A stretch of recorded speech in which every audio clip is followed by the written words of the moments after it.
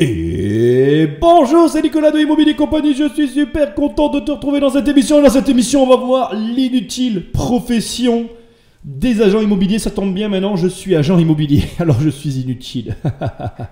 Non, je suis très content de faire cette émission parce que je vais te raconter tout de suite une petite histoire.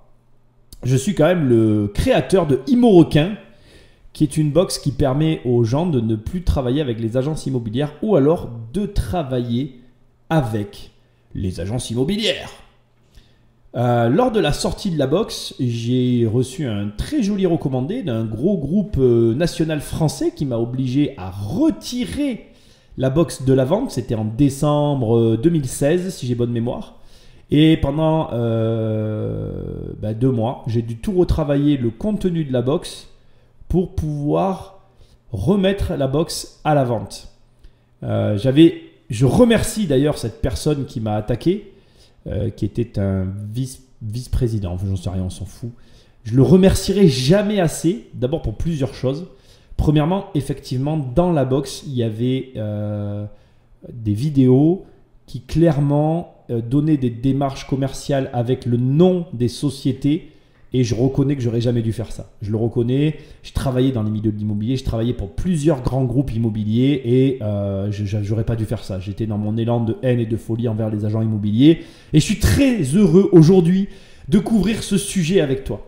Alors, cette émission est la première partie d'une autre émission que tu as peut-être entendue sur cette chaîne où je t'ai décrypté, Demain tous rentiers. Voilà. Donc là, on est sur la première partie de l'émission où en fait on t'expliquait, on va te montrer l'inutilité des agents immobiliers. Et je vais tout de suite te planter le décor.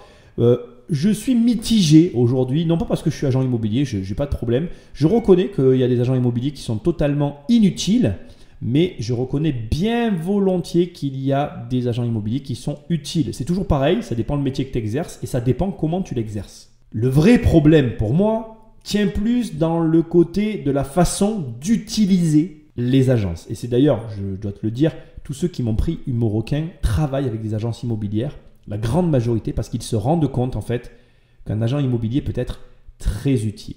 Alors, je ne connais pas l'avenir, je vais éviter de te prédire l'avenir, je vais essayer de le construire. C'est d'ailleurs pour ça que j'ai moi-même créé une agence, mais je ne suis pas un agent immobilier classique, donc si tu vends ta maison, ce n'est pas du tout la peine de me contacter, ce n'est pas du tout le cœur de notre métier.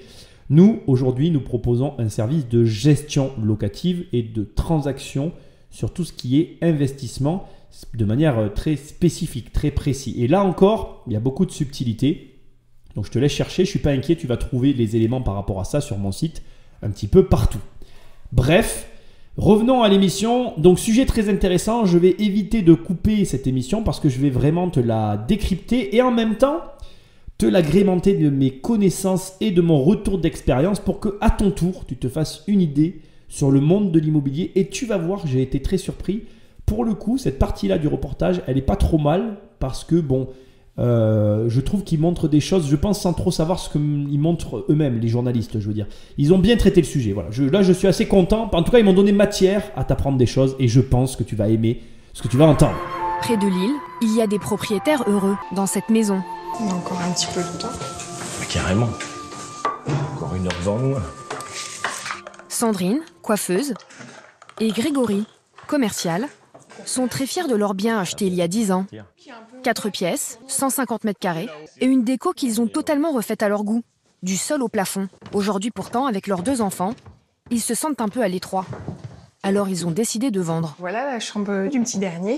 C'est cette chambre-ci en fait qu'on aimerait avoir un peu plus grande dans notre future maison.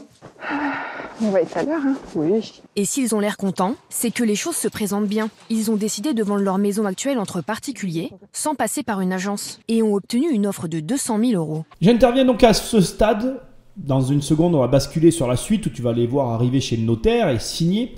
Là, je veux te décrire un peu la maison, t'expliquer des détails importants. Premièrement, la maison, tu ne l'as pas vue, je te la décris rapidement, c'est une maison très personnalisée. Avec au mur, en fait, des décors imprimés, comme par exemple un pont ou un taxi. Donc une maison très personnalisée, mais par contre, qui est faite avec goût. Et donc c'est vrai que, déjà, avant même qu'on attaque la suite de ce reportage, je dois quand même te préciser qu'en réalité, la maison que je viens de voir représente un tout petit pourcentage du marché. Quand tu évolues sur un marché immobilier, les maisons refaites avec goût, même quand elles sont très personnalisées, se vendent très facilement. Et là, c'était réellement bien fait. Et malheureusement, pour la réalité de ce que je peux voir, tu as énormément de maisons qui ne sont pas faites avec goût. Et donc, encore une fois, quand tu as un marché, si tu prends 20% de la réussite, c'est facile d'expliquer et de dire « regardez, ça marche ». Maintenant, si tu prends 80% des réelles situations auxquelles on est confronté et que tu traites du sujet de fond, en réalité, à ce stade déjà, ils ne l'ont pas forcément fait, mais ils auraient dû montrer 2 maisons, une maison qui représente la minorité, une maison qui représente la majorité, et expliquer qu'en réalité, une vente se passe bien en fonction de l'état de la maison. Et je suis obligé de te le dire parce qu'on est vraiment face à une maison qui est faite avec goût et qui, de mon point de vue de professionnel et en tout cas extérieur, c'était normal que la maison se vende finalement sans aucune intervention extérieure et sans forcément qu'il y ait l'accompagnement nécessaire d'un agent ou de qui que ce soit d'autre d'ailleurs. Maintenant, on continue à prendre la suite. Juste un dernier détail qui est important. Il y a des gens qui se disent de plus en plus, je peux vendre ma maison moi-même parce que je vis dedans. Cet argument est à la fois l'argument et le contre-argument. C'est parce que tu vis dedans et que tu connais bien ta maison, que tu as les connaissances pour mieux la vendre qu'un agent immobilier, et ça c'est vrai. Mais c'est parce que tu vis dedans, que tu as de l'émotionnel et que tu es connecté à la maison que tu auras aussi du mal à la vendre, et ça c'est aussi vrai. Donc je tiens déjà à te dire qu'on est sur une émission qui ne sera pas tranchée, mais plutôt sur une émission où tu vas devoir te forger ta propre opinion et où moi, modestement et humblement, je vais te transmettre mon opinion et ma vision d'un métier que je connais que trop bien. Bonjour, bonjour, Edgar Finkel. Bonjour, vous allez bien ? Bonjour. Ils ont fait affaire avec ce couple, sans passer par un agent immobilier. Ce jour-là, ils signent le compromis de vente chez leur notaire, Maître Gorfinkel. Alors, la maison est vendue en l'état. Ça, c'est important. La maison, elle a plus de 10 ans, d'accord ? Donc, il n'y a pas de garantie particulière. Le vendeur n'est pas professionnel de l'immobilier, donc elle est vendue telle que vous l'avez visitée, entre vous, d'accord ? Donc, c'est de l'ancien. Elle est vendue avec ses charmes et ses inconvénients. Si dans 2 ans, il y a une tuile qui saute, ça sert à rien d'appeler Monsieur Dujardin pour demander de faire remettre la tuile. En se passant ainsi d'un professionnel, Sandrine et Grégory ne payent aucune commission et réalisent une belle économie. Ça avait été fait... Bon, souvent c'est entre 5 et 10%, il me semble, donc c'est pas négligeable. Ouais, on aurait été autour de 15 000 euros, quelque chose comme ça, voilà. Je pense. À peu près. Et vous passez au voisin. Allez-y. Où vous voulez. 15 000 euros d'économie qu'ils pourront investir dans leur nouvelle maison. Voilà. Je vais sortir un peu du sujet pour te souligner un détail qui a été donné par le notaire qui m'a beaucoup intéressé. Ce que tu viens d'entendre est réel. En fait, le notaire il dit la maison elle est prise dans l'état et tu ne pourras pas te retourner contre le vendeur. C'est un point que j'ai toujours adoré dans l'immobilier, ça te responsabilise. J'ai acheté moi des biens où il y avait des diagnostics qui donnaient un état et quand je prenais le bien et que je rentrais réellement dans le bien, je découvrais de nouvelles choses qui n'auraient jamais pu être visibles ni par un diagnostiqueur ni par personne parce que c'est le propre de la rénovation. Voilà, moi j'ai déjà acheté un bien et puis on a découvert qu'en fait il y avait un plancher qui s'effondrait. Ça c'est une histoire que je raconte tout le temps. J'ai déjà vu des biens où... Bah, tiens, le truc le plus what the fuck que j'ai eu, un bien où un diagnostiqueur me dit, j'ai le papier de diagnostic, il me dit il n'y a pas d'amiante et en démontant il y a un endroit où on trouve de l'amiante. Certes, il ne pouvait pas voir cet endroit-là où il y avait de l'amiante, mais tu comprends ce que je veux dire. Tu dois faire avec ce que tu vas découvrir. Alors je ne fais pas la même chose que ce que l'on vient d'entendre là, je n'achète pas pour y vivre et quand je prends une maison, je ne la démonte pas entièrement, surtout quand je m'installe à l'intérieur.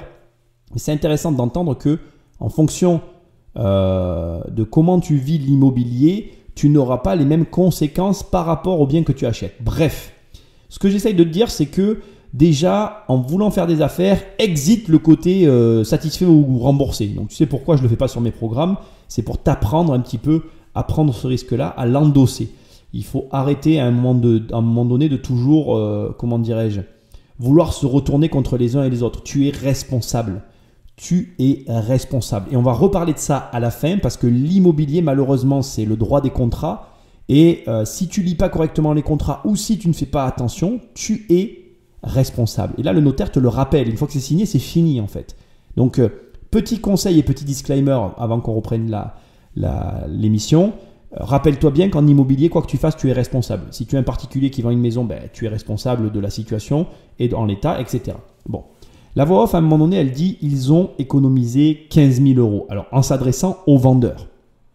il y a une loi qui est passée qui permet aujourd'hui, enfin qui impose aujourd'hui aux vendeurs de supporter les frais d'agence. Mais c'est pas vrai en fait ce que dit la voix off. C'est du pipeau cette histoire. Parce qu'en général, l'agence, elle vient en complément. Donc normalement, un bon agent, il va te dire, il va prendre le prix qui est là et il va se mettre en plus. Et donc, quelque part, c'est pas les vendeurs qui économisent, c'est les acquéreurs qui font une économie. Donc déjà là, tu vois, ça me fait beaucoup rire parce que le problème de la vision qui est là, c'est un problème de professionnalisme. Donc quand tu es face à une mauvaise agence, elle va estimer au plus bas pour pouvoir inclure ses frais d'agence et finalement réussir à vendre le bien tout en se payant. Ça, c'est la vision des mauvais agents immobiliers. Ensuite, tu as la vision des bons agents immobiliers qui vont se dire, ok, ça vaut un prix, moi j'ai une valeur supplémentaire, qu'est-ce que j'apporte à la vente pour que le vendeur ne se voit pas imputé de ma commission sur la transaction et pour que les acquéreurs s'y retrouvent aussi parce que je leur apporte de la valeur. Et ça, c'est les bonnes agences immobilières. Donc en réalité, cette histoire d'économie, c'est du flan en fait. Ça n'existe pas. Personne n'économise de l'argent dans l'histoire. Parce que le notaire, avec ce que je t'ai dit juste avant, en les responsabilisant, ces gens ont visité, mais dans cette histoire, pour l'instant, tu n'as vu aucun professionnel de l'immobilier. Si tu étais avec moi et que je visite la maison, je pourrais te dire tous les défauts de la baraque et tout ce que tu vas devoir faire dans les 10 prochaines années de la maison, évaluer avec toi les travaux et te dire pourquoi et pour telle ou telle raison on doit faire une offre à tel ou tel prix. Alors tu vas me répondre, oui mais Nicolas, tous les agents immobiliers ne sont pas comme toi. C'est complètement vrai, c'est pour ça qu'on a fait une agence. C'est pas le propos, c'est pas une agence classique, encore une fois, c'est pas la peine de venir me voir si tu vends ta baraque. Là tu vois, tous les clients du reportage, il n'y en a aucun qui m'intéresse. On en reparlera à la fin, il y en a un qui m'intéresse, mais pas pour les mêmes raisons, mais c'est pas un client en fait. Bref, ce que je veux te dire, c'est que tu ne peux pas croire qu'un agent immobilier ne sert à rien. La vérité, c'est que c'est comme le couteau que tu as dans ta cuisine. Le couteau que tu as dans ta cuisine, tu peux t'en servir pour tuer ton chat, pour le cuisiner en saucisson, ou pour tuer je ne sais qui. C'est une arme, un couteau. Mais il se trouve que c'est dans ton tiroir à cuisine et que tu vas manger avec. Tu vas pas faire autre chose avec ça que manger en fait. Parce que tu sais t'en servir et que tu veux pas tuer des gens avec. Il y a des gens qui le font, mais ça c'est des gens malades. Moi je parle à des gens normaux. Ce que je veux dire, c'est qu'un couteau, ça reste une arme. Et que c'est pas pour autant que tu t'en sers. Eh bien, l'agence immobilière, c'est pareil. Ça peut être une arme pour celui qui sait s'en servir. Le problème de ce journaliste, enfin de ces journalistes, c'est que là, ils expliquent mal en fait. Le problème ne vient pas des clients. Les clients se sentent lésés parce qu'ils n'ont pas le retour derrière. Et donc, ça incombe aux agences immobilières qui ne font pas leur travail et qui ne fournissent pas la valeur qui justifie de leurs honoraires. Et la vraie valeur d'un agent immobilier, c'est de permettre une parfaite entente pour la réalisation d'un compromis en vue d'une vente. Et si tu es satisfait de ton agent immobilier, en tout point, sans ne jamais remettre en cause ni sa commission, ni son intervention, ni quoi que ce soit, eh bien ça signifie qu'il aura simplement fait correctement son travail. C'est la question que tout le monde se pose. Au moment de se lancer dans ce qui est la transaction d'une vie, faut-il ou non se passer d'un agent immobilier ? Certes, ils s'occupent de tout, mais ils coûtent très cher. Leur commission s'élève à 5% en moyenne. Du coup, de plus en plus de Français décident de faire l'impasse. En 10 ans, les ventes entre particuliers ont explosé, plus 30%. Certains professionnels ont senti le bon plan, Proprio, l'acquéreur ou l'historique PAP. Des dizaines d'entreprises proposent aujourd'hui de vous coacher pour vendre votre bien et promettent un coût jusqu'à 20 fois inférieur à celui d'un agent immobilier. Alors que valent ces services ? Comment faire pour vendre au mieux sans professionnel ? Tous ces acteurs sont-ils honnêtes ? Ce qui est intéressant dans l'analyse qui vient d'être faite, c'est que, encore une fois, et ça c'est un drame pour moi, on n'a que la moitié des informations. L'information capitale aujourd'hui qui a changé la donne, alors il y en a une que tu vas avoir tout à l'heure, dans un instant, mais il y en a une qu'on omet complètement de dire, c'est la numérisation du monde et l'arrivée de l'iPhone. Je crois que tout le monde a sous-estimé ce putain de téléphone. Excuse-moi, je suis vulgaire, mais clairement, cet appareil a révolutionné le monde. L'iPhone a changé le monde, il faut le dire. Comme quoi, des fois, un seul truc, une personne peut changer le monde. L'iPhone, aujourd'hui, c'est un téléphone, c'est une tablette tactile, c'est quelque chose que tout le monde possède au même titre que de l'argent. Je te ferai remarquer, essaye d'avoir cette réflexion aujourd'hui. S'il y a des gens qui ont un problème avec le GAFA, c'est que nous possédons tous une chose à laquelle nous tenons plus que de l'argent, c'est un iPhone. Moi, je rigole parce qu'il m'arrive parfois de voir des couples où on discute, on rigole de ça, tu vois, mais où l'un n'a pas le code de l'autre, en fait. Tu sais, où le mari n'a pas le code de la femme et vice-versa. Et ça me fait sourire. Pourquoi ? Parce que bon, ma femme, elle a tous mes codes et tout. Moi, je m'en fous, j'ai rien à cacher. Mais c'est marrant de voir comment cet appareil est rentré dans nos vies. Et je crois qu'on est beaucoup à sous-estimer notre dépendance à ce truc-là, en fait. Et comme je t'ai dit une fois dans une émission, je m'en rappelle très bien, où je t'ai dit que je m'étais un petit peu accroché avec un membre de ma famille qui me disait oui, c'était mieux avant. C'est du pipeau parce que la personne, elle a un iPhone, en fait. Et ça me fait mourir de rire parce que cet appareil a tout changé. Et aujourd'hui, si en réalité ce marché a augmenté de 30%, c'est 100% dû à cet appareil qui permet aujourd'hui d'envisager les choses sous un angle totalement différent. Et ça va au-delà de tout parce que c'est certes l'iPhone, mais aussi Internet, le cumul de ces deux éléments qui permettent ce changement, cette transformation qu'on n'a pas vu venir, en fait.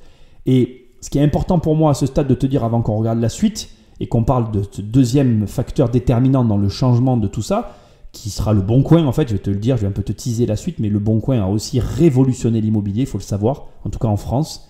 Eh bien, il faut que tu saches que ce qui est en train de se passer va sans doute chambouler, voire pour transformer un ancien monde dans un nouveau monde qu'on ne connaît pas encore, qu'on est en train de construire. Et moi aussi, j'essaye d'y apporter une pierre, alors dans un autre secteur, mais on a tous envie de le révolutionner. C'est hyper intéressant, je trouve, parce que il y a des choses à y faire. Et même si aujourd'hui les agences grincent des dents et tirent la langue, en réalité, en prenant le problème sous l'angle de l'innovation, je pense que tout le monde sous-estime, et ça c'est valable pour tous les métiers du monde, la marge de progression qu'on a tous devant nous, en fait. Et au lieu de tout le temps dire ah, c'était mieux avant, c'est nul et tout, gna gna gna gna, ben, il faut que tu regardes ce genre d'émission, ce genre de décryptage que je fais, que tu comprennes les enjeux qu'il y a derrière et que tu les adaptes à ton métier pour le faire évoluer dans le bon sens. Parce que c'est malheureux ce que je vais dire, mais c'est comme tout, quoi. Soit tu évolues et tu vis, soit tu refuses et tu meurs. Et entre nous, lutter contre un tsunami, ça sert strictement à rien. Par contre, faire du surf et kiffer, dans tous les cas, tu auras pris du plaisir. Choisis de quel côté tu es, tu sais de quel côté je suis. On écoute la suite. Il y a 8 mois, le poids lourd du marché a lui-même fait sa révolution et s'est lancé dans le coaching de particuliers. Une idée de Corinne Joly, la directrice, fille des fondateurs de l'entreprise. Créée en 1975, PAP a longtemps régné sur les petites annonces immobilières entre particuliers. Ici, c'est les archives. C'est là où on a toute l'historique de l'entreprise. Quasiment 40 années de numéros de journaux. Pour démarrer, hop, le numéro 1, beaucoup moins épais à l'époque. Il y a 45 ans, pas de photos, des annonces en noir et blanc, à la description minimaliste. Notre but, permettre à tous les particuliers honnêtes et de bonne foi de réaliser directement entre eux les ventes, achats ou échanges de biens immobiliers et dénoncer les escroqueries et les abus. Je suis obligé d'intervenir à ce stade du reportage pour deux choses. Premièrement, elle vient de te lire, en fait, quelque chose de très important, la charte et l'état d'esprit de l'entreprise. PAP, c'est une entreprise qui existe depuis toujours. Moi, je consulte le site de temps en temps. Ça ne concerne pas vraiment les investisseurs ou les gens de notre espèce. Mais je le consulte et il y a des immeubles. Tu peux regarder, il n'y a aucun souci avec ça. Tu dois le savoir déjà. Ce qui est intéressant, c'est que quand elle lit ça, tu vois, en tout cas, c'est mon ressenti. Tu peux avoir le tien. Mais moi, j'ai la sensation qu'en fait, ses parents, donc du coup, un des parents fondateurs, puisqu'apparemment, c'est la fille d'un des fondateurs, je pense que l'un de ses parents a dû se faire arnaquer par une agence, tu vois, parce que ça sent vraiment le « Ok, ouais, tu m'as pris du fric, et ben moi, je vais monter un truc qui va te faire du mal aussi, tu vois. » Bon, c'est bien, c'est ok en fait, parce que du coup, tu identifies un besoin, en tout cas une douleur que d'autres personnes partagent, et c'est une façon très saine de lancer une boîte, et c'est ok. Je veux juste maintenant finir en faisant un énorme clin d'œil à tous les membres de Imo Requin. Je rêverais rentrer dans cette salle, parce que si tu as suivi le programme, toi-même tu sais la valeur de ce qu'il y a là-dedans, parce que vraiment, vraiment, c'est énorme. Je pense que même elle ne sait pas en fait ce qu'elle a dans les mains. Moi, j'aurais été la fille d'un mec comme ça, mais aujourd'hui, mec, je serais multimillionnaire, milliardaire en immobilier, parce que voilà, j'aurais des centaines de millions d'euros, parce que là, c'est vraiment un outil de travail énorme qu'elle a. Pas pour des particuliers bien évidemment, mais pour des gens comme nous qui savent s'en servir. C'est partie des choses que j'apprends à faire dans Imo Requin. Imo Requin existe toujours, il est dans la box 1 million, si jamais ça t'intéresse. Petite pub personnelle, j'ai le droit, ça reste encore mon émission, et puis ça la finance quelque part. Donc si tu veux participer au programme, t'apprends des trucs et t'apprends à te servir des agences immobilières. Bref, on continue. Pourtant, depuis quelques années, cette marque emblématique doit faire face à une concurrence féroce.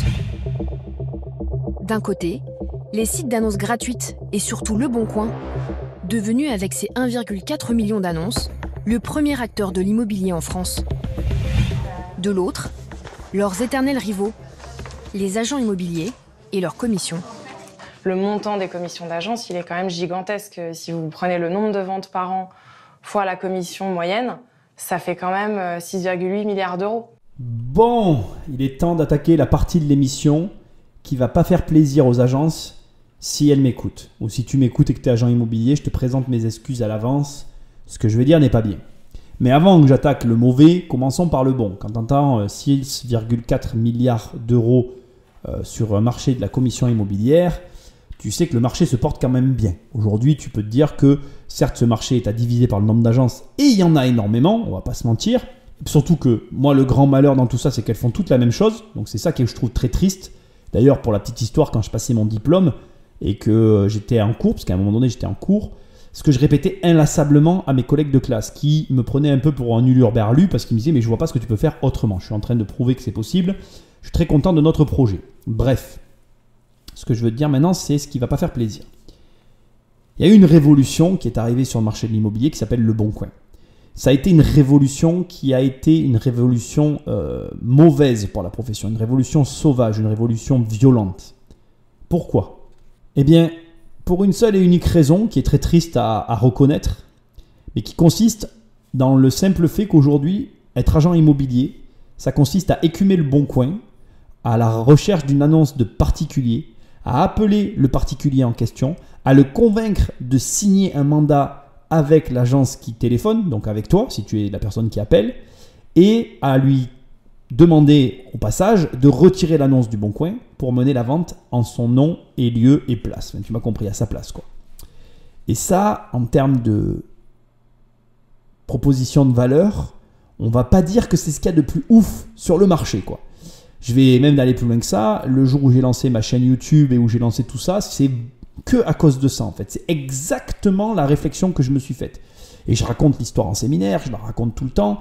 J'étais dans ces vestiaires de la natation, je venais d'avoir mon diplôme, j'étais en train de me changer et je revois ces gamins avec qui je nageais de 14, 13 ans, 14, 13, 14, 12, enfin peu importe, qui étaient en train de revendre leurs jeux vidéo à des mecs qui étaient à Roubaix, à Paris et qui les envoyaient par la poste.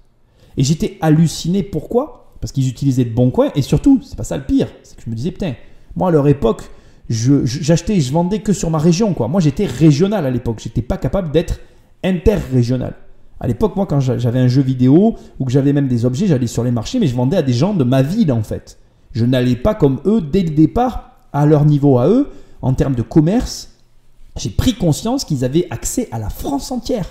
Et donc, je me suis dit, mais moi, si j'ouvre mon agence, qu'est-ce que je vais avoir à leur offrir ? Ces gamins-là, qui au moment où je parle maintenant, parce qu'il s'est écoulé quand même une paire d'années, hein, il s'est écoulé 5 ans, ils ont quasiment 18-20 ans, ils sont peut-être pas en âge d'acheter, mais certains ont peut-être acheté des biens ou pensent à le faire. Eh bien, ces gamins-là aujourd'hui qui sont sur le marché de l'immobilier, de toi à moi, si tu es agent immobilier ou même si tu ne l'es pas, peu importe, je te pose la question, ils savent déjà utiliser le Bon Coin, ils savent déjà utiliser tous ces outils, ils savent vendre à distance. Comment tu vas réussir à leur vendre ton service d'agent immobilier si tu ne proposes pas quelque chose en plus ou quelque chose de différent ? Ben moi, je vais te répondre, mec. Tu ne vas pas leur proposer, tu ne vas rien leur vendre du tout. Ils vont te dire, comme on le voit sur le reportage, bah écoute, c'est bien gentil, tes 15 000 balles de com, mais moi, je les veux dans ma poche, même si ce n'était pas réellement comme ça que ça se passait. Mais je comprends la démarche côté client. Et donc, si tu veux, fort de cette réflexion, j'ai lancé tout ça, les podcasts, etc. Et là, ça me touche particulièrement parce que je suis d'accord, en fait. Je suis d'accord. En l'état, un mec qui va scraper le Bon Coin, virer tous les propriétaires en disant non mais laisse pas ton annonce et tout, moi je le ferai mieux que toi, et qui va vendre, mais il n'y a aucune valeur en fait, c'est pourri. Mais l'agent immobilier, c'est pas ça en fait. Ça c'est malheureusement 80%, 90% de la profession. Heureusement, il y a 10% de la profession qui sont des vrais professionnels. Et ça c'est plus compliqué à trouver et à avoir, mais tu comprends ce que je veux dire. Là où moi je veux en venir maintenant, c'est que fort de cette déduction-là, quelle est ta force de proposition ? Quelle est ta force de proposition ? Qu'est-ce que tu vas dire à ton vendeur ? Qu'est-ce que tu vas lui mettre en œuvre autour de la vente de son bien pour qu'il vienne signer avec toi ? Alors l'émission va te proposer des pistes, moi je vais réagir sur d'autres pistes, je vais te donner mon avis sur certains trucs que je vois et qui je sais sont en cours de développement et j'ai un avis sur le sujet d'ailleurs. Donc voilà, on va trouver des pistes par rapport à tout ça. Bref, moi là où je veux en venir, c'est qu'aujourd'hui, pour moi, on n'a pas la réponse. On est dans la construction, on est dans l'exploration. Et il y a plein de gens qui explorent. Et je fais partie des exploreurs. Nous, on part sur un projet différent de ce qui existe, avec un objectif profond, de révolutionner une part des marchés de l'immobilier sur un secteur donné, chacun son secteur. Moi, je ne suis pas dans le particulier et la maison et le large public, mais ça va être intéressant de continuer cette émission et de voir ce qui se passe. PAP, on fait un choix, tu vas voir lequel, et on en parle tout de suite. Pour contrer cette concurrence, Bonjour. l'entreprise de Corinne propose désormais un accompagnement personnalisé. Estimation du bien, photos, rédaction de l'annonce ou conseil pour la négociation, elle promet le même résultat qu'avec une agence, tout en faisant des économies. Par exemple, sur un bien vendu 60 000 €, un agent immobilier prendrait en moyenne 2 965 €, alors qu'un an de coaching coûte 690 €. Et si le prix de vente augmente, et la commission aussi, le coaching, lui, reste toujours au même prix. Le terme coaching là est utilisé de façon générique. Alors c'est un point amusant que je vais prendre quelques secondes pour souligner. On savait que dans les années qui allaient arriver, il y allait y avoir des coachs dans tous les métiers qui allaient apparaître et c'est ce qui est en train de se passer. C'est vraiment un métier d'avenir, que ça nous plaise ou non, c'est une réalité. Quand tu vois l'évolution du sport, ce qui s'est passé dans le sport va se propager partout petit à petit, c'est normal. Et j'ai rien contre ça. Je comprends le mécanisme pour avoir moi-même été sportif. Plus ton coach est bon, meilleur tu seras. Maintenant, je vais quand même t'indiquer un petit peu des images que tu n'as pas vues. En réalité, là, on te montre en fait l'offre de coaching et on fait monter le prix de 60 000 € jusqu'à 2 millions d'euros et on voit qu'en fait, le prix, les 690 € ne bouge pas. Et c'est très amusant parce que figure-toi que nous, dans notre société qu'on a montée, on s'est penché justement sur le cadre de forfait. Je suis assez d'accord avec cette analyse qui a été menée et qui a accouché de ce type d'offre-là. Je suis assez d'accord avec le système des prix fixes parce que c'est vrai que moi, j'aime pas bien le système des pourcentages parce que finalement, en fonction de ce que tu vends, tu ne payes pas le même prix. Mais en immobilier, il faut reconnaître une chose que j'ai moi-même éprouvé et que je suis obligé de te confesser. C'est que tu n'auras pas le même travail en fait si tu vends un bien à 2 millions d'euros que si tu vends un bien à 60 000 €. Et c'est facile de comprendre pourquoi. Parce que là, ce n'est pas une question, comment dirais-je, d'économie d'échelle ou quoi que ce soit. Parce que des fois, tu peux avoir des prix qui varient alors que le coût du produit, lui, ne varie pas. Là, c'est l'inverse. Plus le bien est cher, plus le bien est grand. Alors, il y a un paradoxe en immobilier qu'il faut intégrer. C'est-à-dire que plus c'est grand, moins c'est cher. Parce que plus c'est grand, plus tu achètes en gros un prix de quelque chose. Et tu ne peux pas demander le même prix au mètre carré que tu vas avoir sur un studio que celui que tu vas avoir sur un immense château. C'est logique quand on y réfléchit. Par contre, ce qui est très intéressant, et pour que nous-mêmes on l'éprouve actuellement dans la société, c'est que le système des prix fixes ne fonctionne pas sur tous les types de biens. Et ce qui est hyper intéressant dans le système qui est mis là en avant, c'est que je suis quasiment convaincu, je peux me tromper, mais je suis quasiment convaincu que sur des biens d'un certain volume, cette offre-là, elle ne fonctionne pas. Je le pense. Alors, je peux me tromper, mais je le pense profondément. Parce que je pense qu'il y a quand même, j'ai envie de te dire, un certain cadre dans lequel il faut évoluer. Et sorti de ce cadre, eh bien, ça ne fonctionne plus. Alors là, tu vas me répondre, oui, mais Nicolas, ce n'est pas tout le monde qui a un bien de 2000 mètres carrés habitables, par exemple. Oui, c'est vrai. Mais ce que tu dois comprendre en immobilier qui est valable dans tous les domaines d'activité, c'est que tu as une cible en fait. Et qu'en fonction de la cible que tu as, eh bien, il te faut prendre en considération ton offre pour qu'elle s'adapte à la cible en question. Alors, je vais aller tout de suite droit au but. PAP n'a pas la cible des grands logements de luxe, etc. Ce n'est pas leur délire, tu vois. Mais ce qui est important, c'est de comprendre en fait que je pense que leur offre fonctionne, mais elle ne fonctionne pas en toutes circonstances. Parce que, en tout cas, moi, j'ai éprouvé le problème. Nous avons éprouvé le problème dans l'entreprise que nous avons actuellement. On est en phase de régler ce problème, même si je m'avance un peu en disant ça. On va dire qu'on y réfléchit plutôt, c'est plutôt ça la réalité. Mais je veux que tu entendes que voilà, c'est pas aussi simple que ce qui a été énuméré là. Il y a une problématique qui se pose derrière. Et donc, ce forfait s'adapte à un certain type de client. En gros, tu vends ta baraque. C'est assez simple d'accès. surface moyenne respectée. Je pense qu'ils doivent jouer sur des... Enfin, je pense que pour eux, bien évidemment, l'offre, elle est ultra rentable sur des studios et des petites surfaces.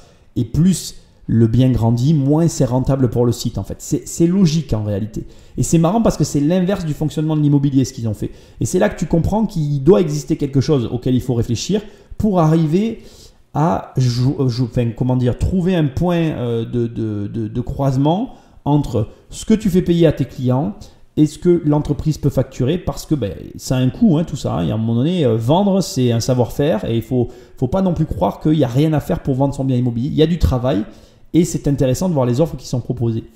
Mon avis maintenant rapidement sur le coaching, on va le voir tout à l'heure. Tu vas voir qu'on va suivre maintenant à partir de là une cliente de ces coachings. Tu vas voir comment ça se passe et je vais te donner mon avis au fur et à mesure sur certains éléments et sur d'autres. Je reste encore mitigé sur certains points et c'est intéressant parce que tu vas voir qu'il y a des conseils qui sont donnés avec lesquels, pareil, je suis d'accord, d'autres pas d'accord. Ça va être intéressant. En 8 mois, cette offre a séduit 3000 vendeurs. Mais pour prendre aux agences un maximum de clients, Corinne et son équipe veulent booster sa visibilité. Les points qui nous restaient à caler, les annonces de coaching, comment on va les faire apparaître et comment on va les mettre en avant. Et notamment, moi, je serais d'avis que les annonces avec visite virtuelle, il faut vraiment qu'on les mette bien en avant. Elles ont des photos qui sont super belles. Elles ont des visites virtuelles qui permettent à l'acquéreur de tout de suite voir si c'est ce qu'il cherche ou pas. Alors oui, ce qui serait À en croire l'entreprise, ce service permettrait de vendre vite et au meilleur prix. Mais est-il aussi efficace qu'il en a l'air ? Je n'adhère pas du tout à cette idée de dire comment prendre le plus de clients aux agents immobiliers. J'adhère pas en fait. C'est un état d'esprit que je n'aime pas. Même si j'en comprends le fondement et je comprends le combat de la boîte qu'il y a derrière, je ne peux pas cautionner en fait. Moi, je ne suis pas du genre à vouloir prendre les clients des autres. C'est normal que tu veuilles tout avaler. Il y a des gens qui sont comme ça. Mais ce n'est pas ton objectif en fait. Ton objectif, ce n'est pas de prendre aux autres. Non, ton objectif, c'est d'apporter à tes clients. Moi, j'ai une phrase que j'aime répéter très régulièrement. Je ne suis pas un chef d'entreprise, je ne suis pas patron en fait. Moi, mes employeurs, c'est mes clients. S'ils ne sont pas satisfaits, je ne suis pas satisfait. Ça veut dire que j'ai mal fait quelque chose. Quand je reçois tes messages ou quand je vois les étoiles que tu laisses sur mes émissions, mais je suis ravi en fait. Pourquoi je suis ravi ? Bien parce qu'en fait, ça me fait plaisir parce que je me dis, je fais mon taf et les gens sont contents de ce que je fournis. Et c'est comme ça qu'on est satisfait en fait. C'est quand on a un échange et que tout le monde est content. Aujourd'hui, j'ai pris une direction grâce à mes clients. Je les remercierai toujours. Là, l'idée, c'est pas de prendre, c'est de savoir comment les clients te découvrent. Au lieu d'être dans la prise, ils devraient plutôt être dans la réflexion de savoir par quel biais vous m'avez connu, pourquoi vous avez accepté mon offre et qu'est-ce qui aurait fait que j'aurais pu être plus performant ou plus encore mieux recommandé ou plus sexy pour que vous ayez encore plus envie d'acheter ce que je vous propose. En banlieue parisienne, une femme a voulu tester Angélique, 30 ans, et commerciale dans le prêt-à-porter. Elle vit dans ce 73 mètres carrés avec son mari et sa petite fille. Mais le couple veut un autre enfant, il a décidé d'acheter plus grand et de vendre cet appartement. Côté atout, beaucoup de lumière, pas de vis-à-vis et un duplex avec une belle suite parentale. Côté défaut, un immeuble sans ascenseur et à l'aspect extérieur défraîchi. Pour estimer son appartement, Angélique a d'abord fait appel à une agence. Le professionnel l'évaluait à 250 000 €. Le prix tenait compte de la commission, elle n'aurait empoché que 235 000 € et ça ne lui allait pas. On n'avait pas envie effectivement de payer 5% de commission, je trouve que c'est exorbitant. À l'heure d'aujourd'hui, tout le monde est capable de vendre ou d'acheter seul. Vendre seul, ou presque, car pour se faire aider, Angélique a quand même souscrit à l'offre de PAP, avec d'abord l'étape stratégique des photos. Très intéressant parce que là, tu vois, tu touches du doigt le fond du problème de l'immobilier et c'est réellement complexe à régler en fait. D'un côté, tu as des vendeurs qui ont en tête un prix et qui veulent une somme. Et d'ailleurs, je vais aller plus loin que ça. Le problème, c'est pas le prix ou la somme qu'ils ont en fait, c'est ce qu'ils veulent faire avec l'argent en fait. C'est-à-dire que comme souvent, tu comptes sur quelque chose et tu as déjà dépensé l'argent avant de l'avoir. Et le fond du problème, il est là en fait. C'est que dans le cadre d'une vente d'une maison, très souvent, les vendeurs savent déjà ce qu'ils vont faire de l'argent. Plutôt, ils savent déjà quelle autre maison ils vont s'acheter. Et tout le problème réside là-dedans en fait. Tout le problème réside dans le fait qu'ils ont déjà dépensé l'argent. Et du coup, quand ils ont une estimation dans les mains, si l'argent est déjà dépensé et qu'il leur manque de l'argent pour faire ce qu'ils veulent faire avec la dépense prévue, ils sont en porte-à-faux en fait avec eux-mêmes et surtout avec l'agent immobilier parce qu'il ne leur dit pas ce qu'ils veulent entendre. Enfin, en réalité, ce qu'ils ont besoin d'entendre. Et c'est ça le problème. Il n'y a pas de solution à ça. Là, ce qu'on te raconte, c'est une belle histoire. Alors j'ai autre chose à te dire, tu ne vois pas l'appartement, tu auras peut-être vu l'émission ou pas, mais je dois quand même te le préciser, il faut que tu saches qu'on est encore sur les 10% du marché, c'est-à-dire qu'on est encore face à un appartement très beau. Ils ont encore choisi quelqu'un qui vendait un appartement facile à vendre. Ça représente 10 à 20% du marché. La réalité, tu vas l'avoir appris, c'est que quand elle fait prendre les photos par la personne et quand elle va aller se faire coacher, on a des détails sur des avantages et des inconvénients sur le bien. On en a eu un petit peu là, mais on va encore en avoir tout à l'heure. Tu vas comprendre qu'en fait, il y a quand même quelques défauts. Quelques défauts, pas des défauts très lourds, mais quelques défauts. Bref, ce que je veux te dire, c'est que pour l'instant, dans ce reportage, il n'y a aucune... comment je vais dire ça ? Il n'y a rien de réel, en fait. C'est-à-dire que ce qu'on te montre, c'est les bénis oui-oui, tout ce qui se passe bien dans le monde idéal du petit agent immobilier, quoi, qui ne rentre que des beaux appartements, hyper bien rénovés.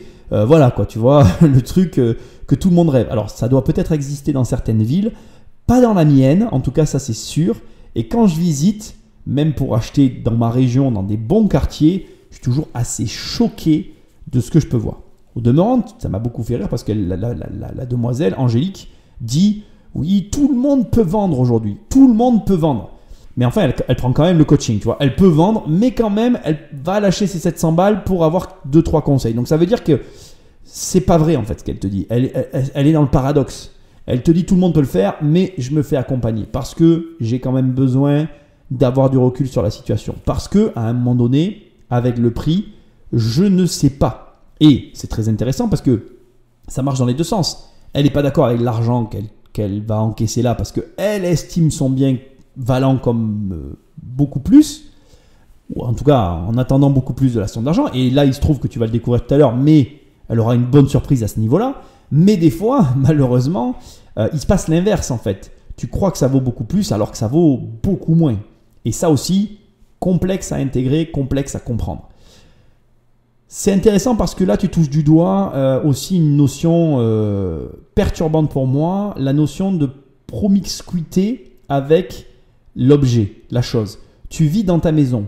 Et le fait de vivre dans une maison, de vivre dans quelque chose que tu vends par la suite, fait que tu sais que tu connais bien cette chose, mieux que la personne qui arrive, et tu as la sensation de mieux savoir que celui qui vient.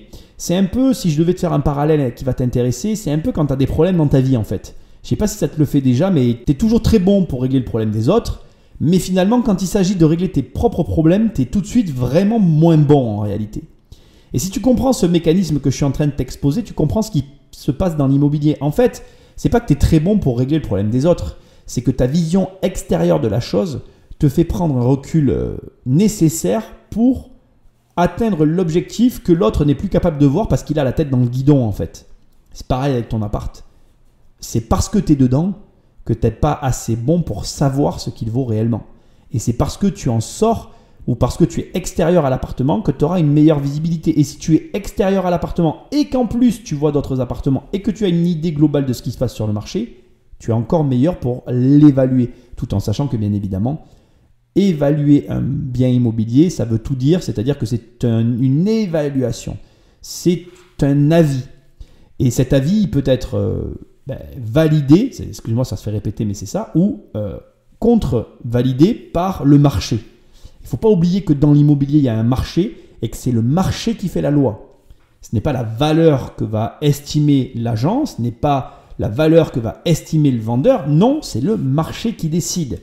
Alors, il y a une question qui subsiste en fond, parce qu'on connaît tous l'histoire de tonton Michel qui a vendu sa maison à 1 million et qui s'est fait, j'allais dire une phrase vulgaire, mais bon, qui a gagné beaucoup d'argent. Hein. Et on aimerait bien savoir comment lui il a fait pour y arriver. Alors, je vais t'expliquer, c'est très facile en fait. Ça s'appelle des anomalies de marché, ou même, je vais te le dire autrement, c'est soit une anomalie de marché, soit un carnet d'adresses, soit une méthode de travail différente. Ça existe, ça existe sur le marché, mais tu ne peux pas compter dessus. Moi, j'aime bien expliquer en séminaire, un peu partout, quand tu me rencontres, j'aime bien expliquer une chose sur les marchés, c'est que on cherche une anomalie de marché, tous d'ailleurs, surtout les investisseurs, on cherche des anomalies de marché, mais on n'attend pas l'anomalie de marché. Tu comprends ce que je veux dire? C'est-à-dire que tu cherches une anomalie, tu travailles pour la trouver, tu fais tout ton possible pour trouver une anomalie de marché et pour faire en sorte que cette anomalie, elle tombe dans ton escarcelle et que tu en tires profit. mais tu ne peux pas attendre après ça, parce que si tu attends après l'anomalie et que tu ne veux que ça, ben, tu fais pas d'affaires, tu gagnes pas d'argent, et pendant que tu fais pas les petites affaires qui ne sont pas des anomalies de marché, ben, d'autres les font et eux ils gagnent de l'argent. En réalité, ce que je veux que tu comprennes, c'est que tu ne peux pas faire d'une exception une généralité. Ça existe, ça reste des exceptions, ça n'est pas reproductible, tu dois la chercher, mais tu ne dois pas l'attendre. Et c'est ça que je veux te dire. Donc je veux que tu comprennes que là, on reste quand même sur des appartements d'une très haute qualité, on est sur une minorité et ça n'est pas représentatif de ce qu'il y a sur le marché. Continue l'émission et le décryptage. Poster une annonce avec de belles images pour mettre en valeur son bien, cela peut paraître évident. Pourtant, ça échappe à certains. Sur les sites de vente entre particuliers, des photos en contre-jour, mal cadrées. Des images avec des rouleaux d'essuie-tout en guise de décoration. Ou des clichés tellement sombres qu'on n'y voit strictement rien. On trouve de tout et parfois, cela ne donne pas du tout envie d'acheter. Alors sans surprise, les photos qui sont montrées, qui viennent d'être décrites, sont des photos qui sont récupérées sur le Bon Coin. Et la vérité, c'est que 90% des photos des appartements que tu vois sont pourris. Et la vérité aussi qui n'est pas dit dans le reportage, c'est que là, on sous-entend, oui, c'est la photo, vous comprenez. Mais quand l'appart il est pourri, tu peux avoir le meilleur photographe du monde. Même avec un bon filtre, il va créer l'illusion. Mais quand tu vas arriver sur place, le gâteau, il va se dégonfler comme un soufflé, quoi. Tu vois, c'est du pipeau, en fait. Enfin, c'est du pipeau. Tu comprends ce que je veux dire? C'est-à-dire que c'est pas que c'est du pipeau, c'est que la photo, ça fait pas tout. La photo, ça donne envie de cliquer pour lire le texte. Alors, tu sais, ça me fait rire parce que là, à écouter cette émission, en gros, une belle photo, un bon texte, ça fait vendre. Mais les gars, rêvez pas. À un moment donné, il va falloir visiter. Et c'est la visite qui est déterminante. Et un bien, en fait, le fond du problème de l'immobilier, c'est ça. Et c'est ça qui sera jamais, en tout cas, j'ai pas la solution pour l'instant. Ça, c'est pas pour l'instant numérisable. C'est pas possible aujourd'hui de faire d'un bien moche un bien beau, sauf si tu arrives à convaincre les propriétaires. Et c'est là où l'émission, on va déraper sur cette émission un petit peu, c'est là où l'émission de Plaza, elle a capté, elle a happé une réalité du marché en fait, avec leur système de, comment ils appellent ça là, le home staging là. Il y a plein d'agences qui se sont montées, qui encore aujourd'hui le proposent en fait, parce que la réalité du marché immobilier aujourd'hui, c'est qu'elle est clafie de biens qui sont moches. Je vais te le redire comme ça, voilà, c'est clafie de biens qui sont moches. Là, depuis tout à l'heure, tu les vois pas, mais c'est que des appartements de petites nénettes qui ont des super bons goûts en déco et qui t'ont fait des espèces de petits bijoux. Je te jure que, mais comment je vais dire ça en fait? Moi, je rêverais que toutes mes visites soient comme ça. Mais en réalité, si toutes les visites que je faisais, elles étaient de l'acabit de ce que je suis en train de voir à l'émission là, ou que toi tu vois pas, mais c'est pas important en réalité. Il faut que tu comprennes que ce sont de très très beaux apparts. Si tout était comme ça, mais il n'y aurait pas d'agent immobilier en fait. La réalité, et je peux t'en témoigner, moi je ne sais pas m'habiller. La dernière fois, on était mort de rire parce que j'ai eu un cadeau, on m'a offert un pull bleu marine, tu vois. Et devant tout le monde, j'ai dit, bon écoute, ça ne te gêne pas, je vais le ramener. Elle m'a dit, pourquoi il te plaît pas et tout. Je dis, non, c'est pas que ça me plaît pas, je dis, c'est bleu marine. Et le bleu marine, ça se marie avec des couleurs, tu vois, faut savoir s'habiller pour avoir du bleu marine. Moi, je ne sais pas. Moi, j'achète que du gris, du noir ou du blanc. Parce que le matin, quand je mets mes trucs ensemble, même si je suis débile, eh ben, globalement, ça s'accorde, tu vois. Voilà, j'y arrive à peu près. Si je reste dans des codes couleurs comme ça, si je me suis autorisé une fantaisie, j'ai une chemise rose, tu vois, dont tout le monde se fout de ma gueule, ça devient un jeu, ça me fait rire, quoi. Mais voilà, ma chemise rose, c'est ma seule fantaisie. Après, tu regarderas, j'ai que des couleurs faciles à marier. Ma femme, de temps en temps, m'offre des chemises colorées. Dès que je les mets et que je les mets avec des trucs, elle me dit, ah non, mais c'est moche et tout, faut pas mettre ça. J'y comprends rien. Alors, décorer un appart, laisse tomber. D'ailleurs, je te le dis en toute transparence, je n'ai jamais fait l'aménagement intérieur de mes appartements. Moi, je suis un financier, j'achète. Je sais acheter, je sais revendre, je connais les valeurs de marché, je sais évaluer un marché, je sais comment mettre en scène un appartement pour le vendre, je sais faire plein de choses. Mais je ne sais pas décorer les appartements comme je viens de voir là. Là, tu le vois pas, c'est un foutu appartement d'un foutu magazine que tu peux vendre foutument rapidement. Ça n'existe pas sur le marché, il y en a très peu. Et quand il y en a, ça se vend tout de suite. Il faut que tu comprennes une chose en fait. Agence immobilière ou pas agence immobilière, un bien qui est au prix se vendra toujours s'il est au prix et en adéquation physiquement, c'est-à-dire en termes de déco, s'il est en adéquation prix, lieu, situation et options qu'il propose en fait. Si tout est réuni, agence ou pas agence, ça se vendra en fait.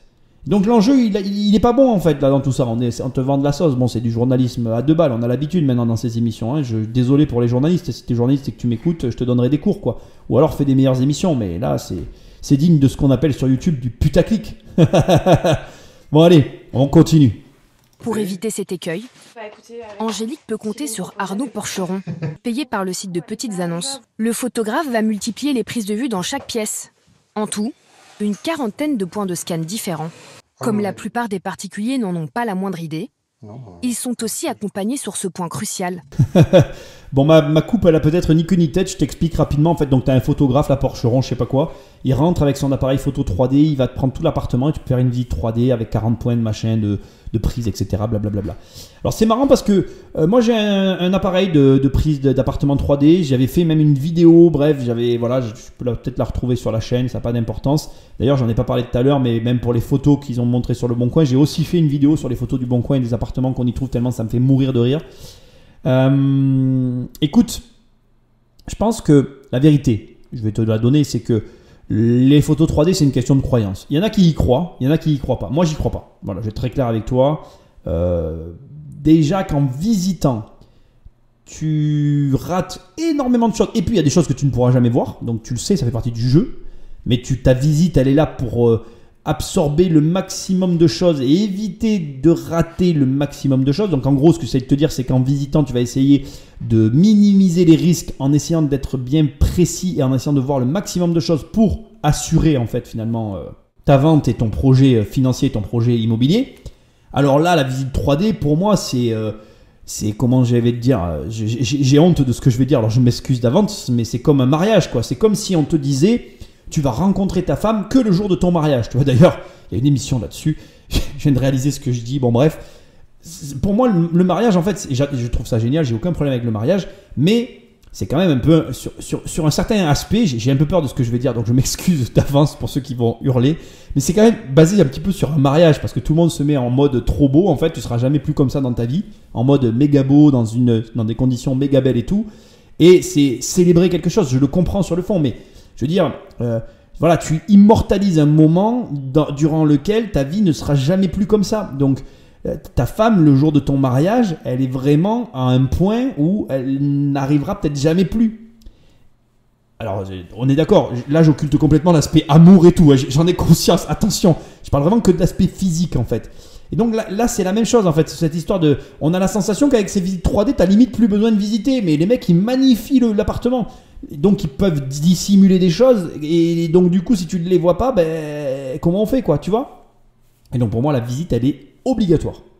La visite est obligatoire. Et donc du coup, eh ben, en sachant ça, pour moi, enfin c'est quoi, c'est mon avis, je pense que la visite 3D, elle a un avenir limité. Il y a un moment donné, il y a autre chose qui va arriver qui va supplanter la 3D. Je ne sais pas ce que c'est, mais moi personnellement, je n'y crois pas.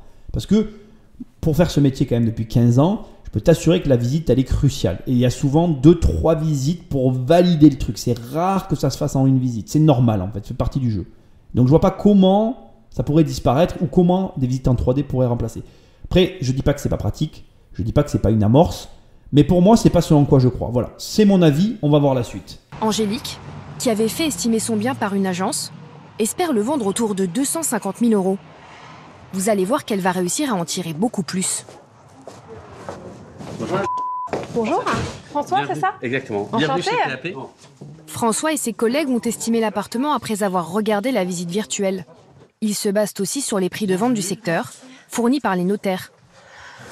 On s'est basé sur un prix au mètre carré à 3 562 € du mètre carré, ce qui nous propose effectivement un prix à l'affiche de 260 000 €. Donc pour vous, hein, ce qu'on appelle net vendeur, c'est vraiment le plus cohérent pour nous par rapport à ce qu'on a établi. Je suis agréablement surprise. En tout cas, c'est ce qu'on s'était fixé. On ne voulait pas descendre en dessous de 250 000 €. Je vous propose qu'on se positionne dans un premier temps sur au moins 265 000. On a cette marge de négociation entre particuliers. Et il me semble intéressant de tester ce marché. Alors, on peut même aller jusqu'à 270. 265, ça me semble très bien. Parfait. Donc, on va faire la modification ensemble. Bonne nouvelle, c'est 15 000 € au-dessus de ce qu'elle espérait. Ah ah! Ah là, je le tiens le truc là. Là, on y est, tu vois. Là, on est dans la réalité du marché. T'as entendu ce qu'elle a dit? Oui, on n'en voulait pas moins de 250. Hein. Et donc là, tu comprends toute la problématique du marché immobilier en fait. Si tu comprends ça, tu comprends pourquoi les agences ne disparaîtront pas en fait. Parce que là, le reportage sur ce point-là, c'est basé sur un mensonge. Je vais t'expliquer pourquoi. L'appartement de la nana, là, il est nickel. Il est nickel. C'est-à-dire que, je sais pas comment te dire en fait. Je sais même pas comment te le dire. C'est vraiment un appartement de haut niveau par rapport à ce que je peux voir en rénovation, au niveau déco et tout, très neutre. Contrairement à ceux du début du reportage, il y a beaucoup de blanc et tout. La nana, en fait, je sais pas si elle l'a fait exprès, mais elle l'a décoré pour la vente limite, tu vois. Parce qu'il y a vraiment des façons de faire pour vendre. Hein. Bon, bref, on va pas parler de ça ici, c'est pas le propos. Ce que je veux te montrer, c'est qu'elle avait un prix dans sa tête. Et ça c'est courant dans l'immobilier, tu t'imagines même pas. C'est-à-dire que c'est limite la norme, quoi. Les gens viennent te voir. Moi, ça m'est déjà arrivé qu'un mec me dise voilà, avec l'argent, je vais acheter une voiture. Donc, le gars a déjà découpé sa somme. Alors, avec une partie, il va s'acheter sa bagnole. Avec une autre partie, il va s'acheter je sais pas quoi. Tu comprends ce que je veux dire? Et du coup, le mec, il a un montant ferme dans sa tête parce qu'il a déjà dépensé ses sous, en fait. Et donc, du coup, mais ça marche pas comme ça, en fait. C'est pas, tu sais, c'est comme, il y a pire que ça encore comme situation. T'as des fois des gens, ils ont acheté le bien à un prix. Donc, ils l'ont payé, je te dis une connerie, imaginons qu'elle l'a payé 220. Elle se dit, bon, le marché immobilier, il augmente tous les ans de tant de pourcents, donc ça fait 30% en plus. Donc, voilà, 2 x 3, 6, j'en veux 250. Ouais, je fais un mauvais calcul, hein, ça aurait fait 270, mais bon, tu m'as compris. Et si tu veux, tout ce mécanisme qu'il y a autour de l'immobilier fait que on se retrouve dans des situations qui ne sont pas du tout corrélées à ce qu'il y a dans ce reportage. C'est pas vrai ce que tu entends dans ce reportage, ce n'est pas vrai. Je suis désolé de te le dire. C'est-à-dire que oui, c'est vrai, et je vais le reconnaître, tu peux vendre ton appartement seul si ton appartement est vendable facilement. Si c'est difficile, la donne, elle est totalement différente. Les cartes sont rebattues et tout ce que tu viens d'entendre, tu peux le foutre dans ta poche. Et alors, bon voilà, c'est vachement facile, quoi. Un bel appartement, c'est un appartement au goût du jour. Donc ça veut dire que il faut que les finitions soient bien faites, il faut que les détails soient bien pensés, ça dépend de ta cible, ça dépend de plein de choses en fait. Et puis le marché il est tellement vaste en fait parce que tout se vend en fait. Il faut bien comprendre qu'en immobilier tout se vend, ça se vend au prix que ça vaut, pas au prix que décident les vendeurs. Alors là c'est les violons chantent, la flume de pan résonne, c'est vraiment le conte de fées quoi, tu vois. Mais c'est pas la réalité. Encore une fois, j'insisterai jamais assez dans cette émission, on est sur 10-20% du marché, quoi. Les appartements ne sont pas du tout comme les appartements de cette fille, tant mieux pour elle, je suis très content pour elle, je la juge pas, je veux juste te dire que c'est pas un reflet de la réalité. On va voir maintenant ce qu'il lui fait faire ensuite, parce que ça aussi c'est intéressant, je vais quand même te dire des choses que je sais, ça va t'intéresser. Là maintenant, ce que je vous propose, c'est de passer à la validation de l'annonce. Bel appartement de 4 pièces en duplex, au 2e et dernier étage. C'est important de spécifier que vous êtes au 2e et dernier étage parce que vous n'avez pas de voisin au-dessus. Vous êtes libre. En fait, on pourrait presque vendre cet appartement comme une maison, si vous voulez, puisqu'on est vraiment complètement indépendant. Met en valeur les atouts. Et bien sûr, ne mentionne pas les défauts comme l'absence d'ascenseur ou l'aspect extérieur de l'immeuble. Mais moi, si j'ai un potentiel acquéreur qui me parle effectivement du fait que le ravalement est à rafraîchir, comment je peux rebondir là-dessus? Là, pour l'instant, il n'a pas été évoqué de ravalement au sein des PV de l'Assemblée Générale.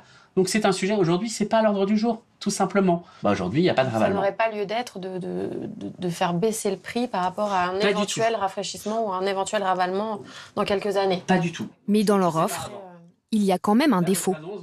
Angélique va devoir assurer elle-même les visites, alors qu'un agent immobilier l'aurait fait à sa place. L'idéal, c'est de concentrer les visites sur une période donnée pour que ça soit moins de stress et d'organisation pour vous. Le mieux, c'est de les centraliser sur une demi-journée. Pourquoi? Le fait que vous ayez des personnes qui arrivent, par exemple, à 15 minutes d'intervalle, vous permet de générer une sorte d'émulation et de se dire, voilà, je suis pas le seul à venir. Et donc, si je veux faire une offre, il vaut mieux que je me rapproche le maximum du prix. François gère une vingtaine de dossiers comme celui d'Angélique.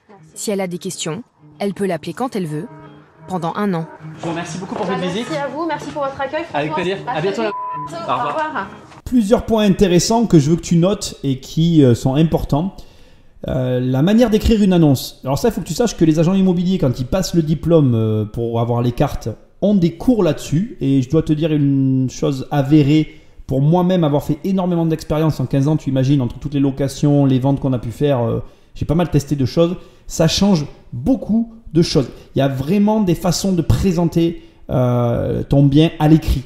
C'est-à-dire que parfois, en nommant plutôt un quartier, plutôt qu'en disant une rue, ça dépend. Bon, je peux pas te donner de conseils parce que c'est tellement, comment je vais te dire, c'est tellement ciblé au bien que tu possèdes en fait que c'est impossible pour moi là de te dire il faut faire. Il y a pas de grandes règles en réalité, mais il y a plein de petits trucs qui vont grandement améliorer ton annonce en fait. Et je veux que tu le saches.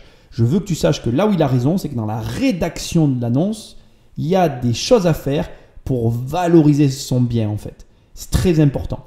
Alors bon là il dit une chose, oh mon Dieu. Et ça c'est un des grands malheurs de l'immobilier, tu vois, c'est que je me demande où ils vont les chercher les mecs. Oui, on pourrait presque vendre votre appartement comme une petite maison. Mais connard, t'es en copropriété quoi, j'ai envie de le frapper le mec. Et juste après, la nana lui dit « Oui, mais pour le ravalement, je dis rien. » Non, tu dis rien. Oui, non, il n'y a pas d'état daté, quoi. Excuse-moi, je parle vite. Il n'y a pas d'état daté qui te seront remis le jour de la vente. Je suis énervé. Alors, l'état daté, ça ne veut tout dire et rien dire. Mais bon, à un moment donné, si tu veux, c'est une copro. Les gens arrivent. D'abord, la façade, ils vont la voir de l'extérieur. Donc, ils vont le prendre en ligne de compte. La question que toi, tu dois te poser, en fait, c'est que tu te dis que ça, c'est un vrai moins, en fait. Une copro qui est mal entretenue de l'extérieur, c'est un vrai moins pour une vente. Donc, pourquoi l'appartement s'est vendu malgré tout à ce prix-là? Encore une fois, il était nickel. Il était nickel. Et je vais te dire un truc. Allez, je vais te dire un méga truc, en fait. Tu vas y réfléchir, tu verras. Ça vaut grave le coup, dans une résidence où tous les appartements sont pourris, d'avoir un appart nickel. Parce que quand tu es le seul à avoir un appart nickel au milieu de plein d'apparts pourris, tu as des gens qui veulent vivre dans certaines résidences très précises. Et ben là, c'est jackpot, parce que tu peux vendre plus cher. Il y a de grandes chances. Encore une fois, voilà, chaque marché étant différent. Je n'ai pas fait une visite ici, mais de grandes chances pour que là, ce soit le cas. Et ceci explique cela, en fait. C'est pas de la magie, en fait. PAP, en vérité, si tu veux, la PAP, excusez-moi, je vous attaque pas en disant ça, mais ils l'ont accompagné, mais ils n'avaient pas grand-chose à faire. En fait, c'était une bonne cliente. Ce qui aurait été intéressant de voir, c'est comment ça se passe avec quelqu'un qui n'a pas un appartement au prix du marché. Comment il gère à ce moment-là? Parce que c'est pas le même travail, en fait. Et tu vois, là, ça aurait été intéressant. Bon, il y a un autre point qui m'a intéressé dans le reportage, c'est quand il lui dit tu vas regrouper tes visites et toutes les faire arriver en même temps au même moment. Ça, c'est vrai que c'est une stratégie d'agent immobilier. Moi, j'ai utilisé cette stratégie. J'en reviens. Alors, j'en reviens pour plusieurs raisons. Ça crée une émulsion, il le dit très bien et je suis obligé de le reconnaître. Mais ça crée aussi parfois un sentiment d'arracheur de moquette, en fait. Là, c'est une particulière, donc il n'y aura pas ce sentiment-là, parce que du coup, automatiquement, quand tu as affaire au propriétaire directement, tu te dis non, elle ne peut pas savoir ça. Mais c'est un choix stratégique qu'il faut faire avec intelligence. Tu le fais selon l'endroit où tu te trouves et ça dépend à 100% de ton marché, en fait. Ça ne dépend pas d'une stratégie que tu peux appliquer à tout.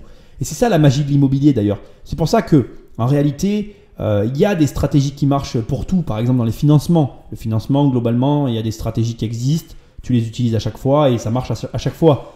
Mais le bien immobilier en lui-même, il y a des choses que voilà, tu ne peux pas utiliser à chaque fois, qui doivent changer à chaque fois et c'est à toi de faire la part des choses, tout simplement. Après son départ, l'entreprise assure aussi un dernier service. Elle filtre les appels pour éviter le démarchage d'agents immobiliers et les acheteurs pas assez solides financièrement. Et quand ce n'est pas concret et que l'acheteur n'est pas encore sûr d'avoir son prêt, la conseillère fait barrage. Angélique a trouvé un acquéreur en 3 semaines. Il a acheté au prix à 265 000 €. Avec tout ce dispositif, elle a donc empoché 30 000 € de plus que ce que lui promettait l'agence immobilière. Ce qui est complètement vrai dans ce qui vient d'être dit, c'est le démarchage. Pour poster beaucoup d'annonces, je peux te dire que c'est très fatigant. Et d'ailleurs, je ne vais pas te le cacher, je travaille avec des agences aussi parce que ça m'évite toute cette problématique finalement de contact inutile avec des mecs qui m'appellent. Bon, avec moi, ça va assez vite, hein, remarque. Tu me diras, quand ils m'appellent, je leur dis que j'ai la carte et que je suis un professionnel. Certains insistent, d'autres non. Tu m'as compris. Le truc, c'est que je suis pas. Je sors de là, je suis content pour la fille, bon, pas de problème. Je suis super content pour Angélique. Quand je repense à ce reportage, il y a quand même un truc bizarre, tu vois, qui ressort sur cette partie-là du reportage. Pourquoi? Parce que déjà, la nana, elle a vu qu'une seule agence. Alors, soit elle en a vu plusieurs et pour des besoins du reportage, ils n'ont montré qu'une seule offre, la meilleure, pour montrer qu'elle a vendu plus cher sans agence. Soit c'est la manière dont a été tourné le reportage qui m'agace, en fait. Et pourtant, en plus, tu sais que je suis le créateur de Imo Requin, donc je suis le mec qui a défoncé les agences en créant un programme pour que tu travailles sans eux, en fait, pour t'apprendre à les squeezer purement et simplement. D'ailleurs, dans le programme, je t'apprends à les squeezer, à travailler avec eux, à faire tout un système pour bien travailler avec eux ou pour ne pas payer leur commission. Donc, je devrais être du côté de la, comment dirais-je, du reportage, mais l'analyse, pour moi, elle ne me convient pas non plus, en fait, parce que mon analyse, elle est différente de la leur. Et c'est bien, ça donne une diversité et toi, ça te permet de te forger ton propre avis. Donc, tu m'écoutes pas, tu n'écoutes pas le reportage, tu te fais ton propre avis. C'est important pour moi. Ce que moi, je veux que tu comprennes, c'est que là, caractéristiquement, il y a des données manquantes, en fait. Le cursus n'est pas complet. Et tu te dois de bien comprendre qu'en réalité, elle aurait pu aussi passer par un agent qui l'aurait vendu encore plus cher. Ça dépend de tellement de choses. Et elle aurait pu effectivement passer par un agent qui l'aurait vendu encore moins cher. Encore une fois, il y a plein de paramètres qui rentrent en jeu. Et le paramètre principal que je veux que tu gardes en tête, c'est la qualité du logement. Moi, j'ai une phrase que je dis souvent, alors pas pour la vente, mais pour la location. Appartement pourri, locataire pourri. C'est pareil pour la vente, c'est pareil pour tout en fait. Quand tu proposes un produit de merde, t'en vends pas en général. Quand tu proposes un bon produit, en général, t'en vends. Et la question, voilà, elle ne tient qu'à ce que je viens de te dire, quoi. Le début et la fin commencent avec la qualité du produit. Ça me fait un petit pont rapide avec les mecs du web, parce que c'est là aussi où je ne me retrouve pas. Les mecs du web, certains n'ont pas l'amour du produit. Moi, je suis un gars qui a l'amour du produit. J'aime faire des bons produits. J'aime quand les gens qui prennent mes programmes m'appellent et me disent « Waouh, c'était génial, ça a changé ma manière de voir les choses et j'ai fait des affaires grâce à ton programme. » C'est ça que je veux. Et je pense que si tu fais des bons programmes, tes meilleurs ambassadeurs, ce sont tes clients. Si tu fais des bons appartements, tes meilleurs ambassadeurs, ce sont tes clients. Et donc, si tu considères tes clients comme tes patrons, tout ce qu'on entend là, ça n'arrive pas. Et PAP, je dois leur reconnaître cet avantage énorme, c'est qu'ils tiennent, ils donnent une très grande importance à leur clientèle, ils les soutiennent et ils les prennent en considération et ils font un réel travail avec eux. Et c'est ça qui fait que ça marche. C'est ça avant tout qui fait que ça marche. Donc, ne te méprends pas. Là, on était quand même sur une cliente qui avait un bon appartement. On va passer à un autre sujet sur l'émission, tout autant intéressant. Avec 40% des transactions immobilières qui se font entre particuliers, le coaching est un marché qui peut s'avérer très juteux. Les entreprises qui proposent ce type d'accompagnement fleurissent sur Internet, avec aussi leur lot de mauvaises surprises. Pour les victimes, cela peut parfois tourner au cauchemar. Près de Montpellier, c'est ce qui est arrivé à un couple de retraités. Jocelyne et Daniel sont un jeune couple. Ils se sont rencontrés il y a 1 an. Jocelyne doit donc vendre son appartement, situé en Bretagne. Un F3 flambant neuf, tout équipé, mais elle ne veut pas passer par un agent immobilier. Voilà, on voit que c'est un bon produit. Déjà vu de l'extérieur, c'est un bon produit. Alors là, c'est vraiment bien parce que tu vois, ce couple-là aurait dû être... En fait, ils auraient dû prendre 2 personnes. Moi, c'est ma vision de ce que j'aurais fait. Moi, si j'avais été en chef de direction de ce reportage, j'aurais pris 2 personnes qui cherchaient à vendre leur maison. Et j'en aurais pris une avec une maison particulière. Voilà, ça c'est un cas particulier, on va en parler. Et j'aurais pris la nana de tout à l'heure, tu vois. Et en fait, il faut comprendre comment ça fonctionne en fait. Là, typiquement, on est sur une personne qui a acheté un programme neuf. Donc tu vois pas les photos, tu as acheté un programme neuf. Le mari, le compagnon, enfin je sais pas si bon bref on s'en fout. La personne là qui joue du piano, parce que tu l'as pas vu, je l'ai coupé, mais il joue du piano. Je sais pas ce qu'il faisait dans la vie, mais le mec dit ouais c'est un super appart et tout. C'est vrai, il a raison, c'est un super appart. Sauf que, il y a un mais quand même, elle a acheté un programme neuf, donc dès le départ, elle l'a payé trop cher. Et donc, là tu n'as aucune recherche sur le couple, on n'a aucun détail particulier sur la démarche qu'il y a derrière en fait. C'est-à-dire, qu'est-ce qu'elle en veut la dame? Pourquoi elle en est là? Tu comprends? Là tout à l'heure c'était intéressant, on avait Angélique qui disait, moi j'en veux 250 000 euros minimum. Elle en veut combien? Combien vaut l'appartement? C'est du travail bâclé encore, ça m'énerve leur travail pourri. La vérité c'est que cette dame, et je vais te dire ce qui se passe. Cette dame, elle veut pas d'agence immobilière parce qu'aucune agence ne veut lui prendre son appartement au prix qu'elle veut. Pourquoi? Parce qu'elle veut le vendre, le prix qu'elle l'a payé. Sauf qu'elle a acheté un truc qui n'était pas censé être revendu en fait. Les appartements achetés en neuf, tu perds de l'argent. C'est comme quand tu prends une bagnole, tu sors du garage, tu perds de l'argent. Point, tu dois l'accepter. Tu prends ta perte, tu pleures ou tu pleures pas, ça dépend de ton rapport à l'argent. Et puis tu avances, tu recommences. Là, elle a une perte qu'elle doit absorber, qu'elle ne veut pas prendre. Donc comme aucun agent immobilier veut lui prendre son bien à la vente, Brigitte elle est pas contente, je sais pas comment elle s'appelle, excuse-moi, je veux pas te manquer de respect, mais tu m'as compris. Et c'est problématique en fait, parce que on est dans la même situation que Angélique tout à l'heure, sauf que là en fait il y a aucun coaching qui lui aidera à vendre en fait, parce qu'elle peut prendre tous les coachings du monde, on va voir qu'elle va en prendre un, en plus elle choisit le mauvais coaching, bon ça c'est pas de bol, c'est la faute à pas de chance, mais aucun coaching ne l'aidera à vendre. Pourquoi? Parce que le problème vient pas de la part, il est nickel. Non, le problème c'est qu'elle a acheté le mauvais prix au départ. Et si elle avait eu un agent immobilier avec qui elle avait appris à travailler, qui l'avait conseillé, genre elle bossait avec moi, la nana, mais avec moi, ça lui serait jamais arrivé en fait. Et elle aurait été heureuse de payer ma commission parce qu'aujourd'hui, elle aurait pris 30% d'augmentation de patrimoine tous les ans ou elle aurait triplé son patrimoine régulièrement. Et aujourd'hui, elle serait pas là à aller voir je sais pas qui, à se plaindre à la télé parce qu'elle n'a pas gagné d'argent. Non, au contraire, elle voudrait pas donner ma carte aux gens autour d'elle parce qu'elle voudrait pas que des gens travaillent avec moi pour que je devienne trop cher et que je sois plus accessible. Tu vois le truc? Tu vois la différence entre un bon et un mauvais, entre un mec qui conseille pas et un mec qui conseille. Mais là, le problème, il est là, c'est que là, il n'y a aucun coaching qui peut l'aider. Si, moi, je peux l'aider. Voilà, tu le vendras pas, tu vas perdre de l'argent, je te le dis. Écoute-moi et ça ira mieux. Voilà. On va écouter la suite, je continue à décrypter, mais je suis énervé parce que c'est mal monté. Et toi, tu écoutes ça et ton cerveau, il imprime mal l'information et tu ressors de là en comprenant rien à l'immobilier, en fait. Tu passes à côté du truc. Et tu te dis à la fin... il me faut un coach immobilier pour pas payer 15 000 balles d'une agence immobilière de merde. Non, c'est pas du tout ça en fait. Il vaut mieux payer 15 000 euros une agence qui fait bien son travail. Moi, je prends pas 15 000 euros, je te rassure. Hein, mais c'est pour dire. Que prendre un coach pourri qui comprend pas non plus ce que tu fais. Tu vois ce que je veux dire? La vérité, c'est qu'encore une fois, l'immobilier, c'est des micro-marchés. C'est pareil, les gens te parlent d'une crise financière. Mec, on s'en fout. Si tu achètes à Papawin-les-Bains et qu'il y a une crise financière à Paris et que le marché parisien s'écroule, Papawin-les-Bains s'écroulera pas en fait. C'est des micro-marchés. Moi, je peux te donner dans ma région des micro-marchés où le prix a fait que augmenter de 10 à 15% tous les ans, alors que la ville d'à côté, ça a baissé, ça a remonté, ça a rebaissé, puis ça a encore remonté durant toute la période. Ça ne veut rien dire. Je peux te donner tous mes trucs immobiliers qui marchent sur ce marché. Tu vas me trouver sur une autre ville juste à côté en train de faire le même business et je vais me comporter différemment. Chaque ville est différente. Chaque situation d'un bien dans une ville est différente. Chaque bien est différent. Chaque personne qui achète un bien est différent. Ça fait beaucoup de différences à gérer et donc c'est illusoire de croire qu'une méthode fonctionne pour une situation donnée. Il y a autant de méthodes qu'il y a de situations. Il te faut travailler avec un professionnel qui sache t'accompagner. Il y a des vrais professionnels. Il y a des vrais professionnels. Pour moi, un indicateur très fort de savoir si tu travailles ou pas avec un professionnel, pour moi, tous les professionnels de l'immobilier avec lesquels tu travailles, ils doivent avoir acheté des biens dans l'immobilier. Ils doivent avoir fait de l'investissement. Si tu évolues dans un métier dans lequel la personne avec laquelle tu travailles, elle n'aime pas suffisamment son métier pour y investir de l'argent dedans, ben c'est que ce n'est pas son métier en fait.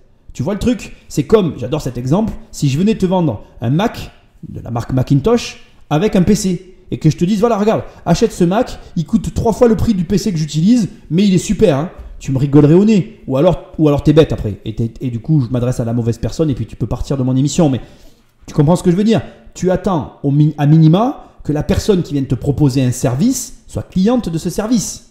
Et là, je vais te dire un petit secret entre toi et moi. Si tu commences à raisonner comme ça avec les agences immobilières, tu vas commencer à mettre une barre à un tel niveau que 90% des agents immobiliers avec lesquels tu travailles vont être éliminés. Et du coup, tu vas commencer à travailler avec les bons agents immobiliers. Et du coup, tu vas commencer à parler de tonton Popovic parce que tu vas dire « Ah putain, cet abruti, il avait raison. Il m'a donné des bons conseils là. » Allez, on continue. Après quelques recherches sur Internet, le couple tombe sur un site de vente 100% entre particuliers. L'entreprise est basée dans la région. Elle leur envoie une commerciale qui se montre tout de suite très rassurante. Elle dit c'est un très bel appartement, on va le vendre très facilement, vous inquiétez pas, il n'y a pas de souci là-dessus, vous allez voir, on vous trouvera du monde sans problème. Elle dit nous avons un fichier d'acheteurs potentiels. Ah oui. 20 000 acheteurs potentiels constatés par huissier. Sur la plaquette, c'est d'ailleurs écrit noir sur blanc. Voilà, il y a quand même le cachet d'un huissier, donc ça c'est marqué. Fichier d'acheteurs potentiels contrôlé par huissier. En plus, il y a le certificat. Hein. La brochure laisse entendre que l'entreprise va réaliser des vidéos de l'appartement, qu'elle va filtrer les acheteurs et assurer un accompagnement personnalisé. Coût du service, 3 500 €. Avec sa petite retraite, Jocelyne hésite. Elle m'a dit, vous prendriez une agence, c'est beaucoup plus cher au niveau de la commission. Donc c'était aussi l'élément déclencheur. Donc je veux dire, on était en confiance au départ. Bon, on s'est laissé porter. Hein. Ils acceptent finalement de payer la somme. Mais très vite, c'est la douche froide. Ils n'auraient eu aucune aide pour estimer le prix de l'appartement, prendre les photos ou encore rédiger l'annonce. Pire, une fois en ligne, ils affirment n'avoir reçu aucun coup de fil, même après plusieurs mois. Je m'attendais au moins minimum à 1 ou 2 appels par jour. Rien. Je suis désolé, je te présente mes excuses. Je me moque pas d'eux. Je te jure, c'est pas de la moquerie. Ça peut paraître, mais ça n'en est pas. C'est que je repense à la phrase « je me suis laissé porter ». Alors écoute, d'abord on va commencer par le début. Je vais faire un parallèle avec ce qui se passe sur Internet. Et pour moi, avec tout ce que tu viens d'entendre ici, tu peux comprendre tout ce qui se passe sur Internet en fait. Pourquoi? C'est très facile. Tu as quelqu'un qui arrive et qui te dit « je vais te prendre 3000 balles pour vendre ton appartement et ça va bien se passer, tu verras ». La personne, elle hésite et il lui répond « Attends, moi je te prends que 3000. Hein. Si tu vas ailleurs, ce serait 15 ou 20 minimum. » Tu vois ce que je veux dire? En immobilier, les sommes sont tout de suite énormes en fait. Et tu peux faire passer une très grosse somme comme une lettre à la poste. C'est assez énorme, je trouve, le mode de fonctionnement. Mais bon, ça c'est un détail. Il y a un point qui doit avoir attiré toute ton attention dès le début. Dès le début, repasse-toi le passage si tu veux. Jocelyne, donc la dame qui est de Bretagne, vit chez son compagnon à Montpellier. Et dès le départ, la voix off nous dit, quand ils ont contacté le site, une commerciale est venue à leur domicile pour prendre la commande et vendre l'appartement. Est-ce que tu penses, très sincèrement, de toi à moi, quelqu'un vient chez toi à Montpellier pour vendre un appartement en Bretagne? Est-ce que tu leur aurais donné à la vente sans qu'ils le voient? En te promettant monts et merveilles et en te faisant signer un bon de commande de 3000 et quelques euros? Tu leur aurais donné? Ils auraient quand même dû, à un moment donné, utiliser ce qui se situe au-dessus de leurs deux épaules, qui s'appelle un cerveau, et qui leur permet de comprendre qu'il y a un problème. Alors, je ne veux pas les critiquer, encore une fois. J'ai dans mon entourage, là, récemment, quelqu'un de très proche de moi, qui vend une de ses maisons, qu'il avait depuis très longtemps. Et effectivement, je me suis rendu compte que, selon ton âge, selon ton rapport à la chose, pour lui, l'immobilier, c'est quelque chose de très mystérieux. Il le vit de l'extérieur. Moi, je suis à l'intérieur. Donc, c'est vrai que ma position est simple. Et donc, il ne faut pas que tu m'écoutes au pied de la lettre. C'est-à-dire que c'est un peu facile pour moi de les critiquer parce que ce sont des personnes d'un certain âge. Ce n'est pas leur métier. Et en l'occurrence, je pense, pour tirer des traits sur la comète et un peu me permettre d'écrire leur histoire, je pense encore une fois, comme je te l'ai dit, qu'elle en demande un très gros prix. On ne le saura pas dans le reportage malheureusement. Que personne n'a voulu lui reprendre son bien à la vente parce qu'aujourd'hui, ce qu'elle en demande, c'est juste illusoire. Et qu'elle s'est rabattue, la vérité pour moi c'est ça, sur ce qu'elle pouvait pour avoir une assistance. Et c'est triste parce que la vérité c'est qu'il faut qu'elle trouve quelqu'un qui arrive à lui faire passer le message. Et ça, je peux t'en parler. C'est très complexe de parler avec des particuliers. Moi, j'ai déjà négocié de particulier à particulier pour des immeubles que j'ai pu acheter. Je préfère largement quand il y a une tierce personne au milieu. Et sincèrement, on croit que c'est facile et ça l'est pas du tout. C'est pas plus simple forcément avec les agences. Encore une fois, comme j'ai dit depuis le début de cette émission, c'est un problème de savoir utiliser l'un ou l'autre. Après, il y en a qui sont plus à l'aise dans une situation, d'autres qui sont plus à l'aise dans l'autre. Ça dépend de beaucoup de choses. Enfin, il faut quand même que tu l'entendes, l'immobilier c'est un métier. Là, on est face à deux personnes qui se sont fait clairement avoir. Je vais te faire passer un petit peu le reportage parce que l'émission elle a assez duré. On va aller directement au point qui nous intéresse. Il y a un dernier point que tu dois savoir. J'ai fait une vidéo sur le sujet que je t'invite à regarder. L'immobilier, c'est le droit des contrats. Et ils auraient dû faire ce que plus personne ne ferait aujourd'hui, lire les petites lignes du contrat. Le couple prend contact avec l'UFC Que Choisir. Et là, surprise, ils apprennent que non seulement ils ne sont pas les seuls à avoir eu ces problèmes, mais qu'en plus, cela dure depuis longtemps. Il y a 5 ans déjà, des dizaines de particuliers avaient porté plainte contre ce site pour pratiques commerciales trompeuses. Voilà la liste des plaignants. Il y avait 88 personnes. Ah ben ça fait beaucoup de personnes, c'est sûr. Je dirais même, il y a certainement des centaines de personnes qui ont été lésées, d'accord. Il y en a beaucoup plus que ça qui ont, je dirais, laissé tomber ou voilà, d'accord. À l'audience pourtant, les plaignants ont été déboutés. Selon le jugement, le délit n'était pas établi, car malgré les nombreuses promesses, le contrat était seulement un contrat de diffusion. C'est ça toute l'astuce de ce genre de société de ce type-là. Il ne s'engage finalement à rien, notamment la vente du bien. La seule chose qui s'engage, c'est à afficher votre bien sur un site internet. Ils mettent en relation un vendeur et un acheteur. Il n'y a pas eu d'acheteur, c'est dommage pour vous, mais ils n'y sont pour rien. Passage un peu long, je suis désolé, je te l'ai laissé du début jusqu'à la fin. C'est très important pour moi que tu écoutes tout ce que je vais te dire là, ça va vraiment t'intéresser. Premièrement, le contrat en fait, il est écrit dans toutes les petites lignes et j'ai conclu la dernière partie que tu as entendue juste avant en te disant il faut lire les petites lignes. Ce qu'il y a d'énorme dans ce cas-là, c'est que le titre de contrat, tout en haut à gauche, il y a écrit « Contrat de diffusion ». Et donc, ça veut dire que c'est pas du tout un mandat de vente, c'est pas du tout un contrat qui leur permet de se retourner contre la personne qui a pris l'argent. L'argent est perdu et donc voilà. Je ne te mettrai pas la suite du reportage, la société est en faillite, blablabla, c'est une arnaque, tu l'as compris, etc.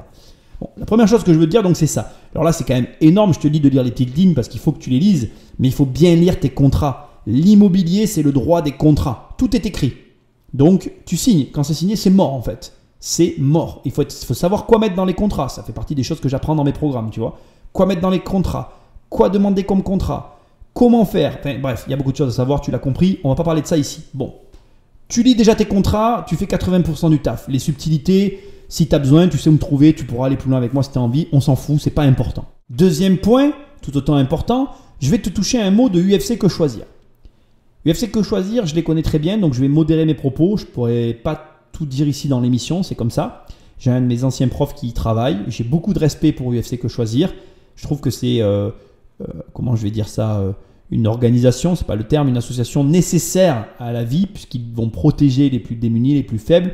Et puis même pour toi, c'est une oreille ou une écoute vers laquelle tu peux te tourner facilement. Il y a des gens très très compétents chez UFC Que Choisir. Mais déjà, tu dois entendre que chez UFC Que Choisir, c'est beaucoup de bénévoles et que la qualité du bénévole avec lequel tu parles fait la qualité du conseil. Ce qui veut dire que je te recommande de faire très attention à ce que on te dit et à ce que tu entends de chez UFC Que Choisir et surtout à ce que tu dis. Parce que je ne peux pas en parler ici, pas vraiment, je vais en parler à demi-mot, donc il va falloir que tu lises entre les lignes. Moi, j'ai eu un cas très spécifique auquel je pense où UFC Que Choisir faisait partie de l'histoire. En fait, voilà, on était en opposition et il se trouve qu'ils ont eu tort. Ils ont eu tort, tu sais pourquoi? Pas parce qu'ils avaient tort en fait, mais parce que mes locataires ont mal exposé les faits. Du coup, UFC Que Choisir se sont basés sur, dès le départ, des mauvais renseignements. Ils y sont allés au charbon dans l'histoire. Et quand on leur a répondu, c'est retombé comme un soufflé. Parce que au début, ce qui a été expliqué et amené comme élément ne correspondait pas à la réalité. Donc, fais très attention. Fais très attention. L'immobilier, c'est le droit des contrats. J'ai fait une vidéo là-dessus. L'immobilier, comme je te l'ai dit au début de l'émission, c'est aussi un lieu de responsabilité.